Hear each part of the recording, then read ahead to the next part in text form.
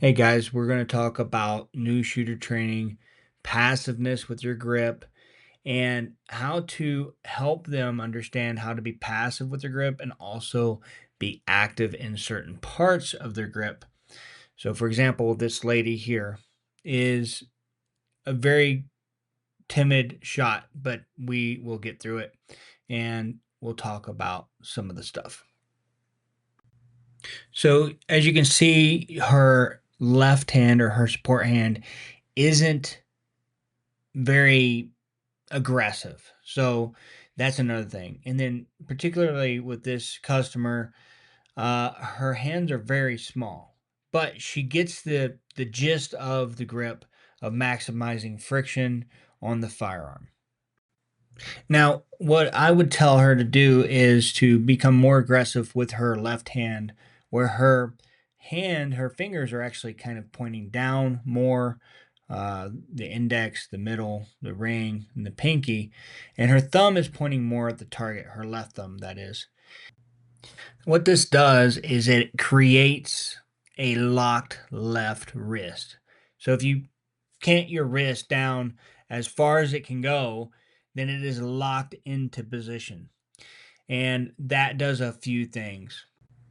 One, it allows your wrist to lock into position, of course. Next thing it will do, it will prevent our support hand from actually going down any further or articulating any further, right? At least in that direction. Now, it could come up, but if we have a passive grip with a locked wrist in this case, you're not likely going to have an issue with your support hand. In the case of her left thumb, I want you to kind of pay attention to that as you're watching this. And in the next scene, you will see that she's not very passive with this grip. She's not using her thumb in a correct manner. And that is showing that she's actually being more active with this grip to point it down. So this does a couple of different things when she's pointing with her thumb. Notice how if she was already pointing with her thumb, she wouldn't be able to push down any more without actually moving her entire arm or maybe her body. So her wrist wasn't really all that locked out. And this creates inaccuracies, especially with new shooters. So you have to be patient with these types of shooters that are very timid and they're not locking their wrist like they're supposed to because it's slightly uncomfortable at first, especially with their support hand in the way that I teach about, having their their wrist locked completely. Now let's move on to the right thumb. I want you to pay attention to the right thumb. Both of her thumbs now are parallel to the what we'd call the marching surface in the United States Army. Okay. So that's where her thumbs need to be. However, that's not where she started.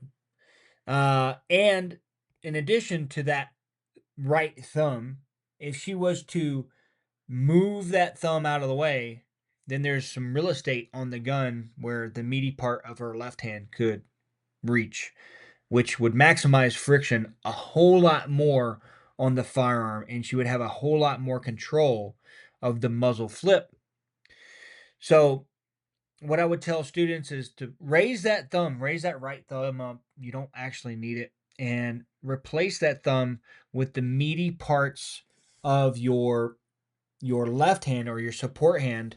Obviously, if you're left-handed, it would be your right hand, but replace that real estate on the firearm with the meaty parts of your support hand, and that will enable a whole lot more control with the firearm in any regard whatsoever. As I mentioned in my classes, I believe, in my personal opinion, the grip is the most important fundamental of all of them. And then your trigger squeeze or trigger press is the second most fundamental of all of them.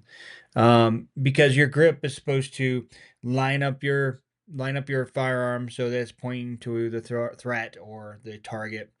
And if it's lined up correctly and you practice it a lot, then you'll typically have a great sight picture and sight alignment, at least a sight alignment for that regard. However, uh, it takes a lot of practice, and this isn't something that's going to happen over one range trip. You need to actually get out there and work the range constantly on a constant basis, and with somebody who has some kind of instructional background. But that instructional background can't only be your basic NRA instructor or your basic USCCA instructor or anything of that nature. If you really want to learn how to shoot a firearm and master the fundamentals, you really have to get someone who's been doing it for a long time, a very long time, and someone who has analyzed these kinds of things. So, in my opinion, any basic NRA instructor or USCCA instructor isn't going to cut the mustard.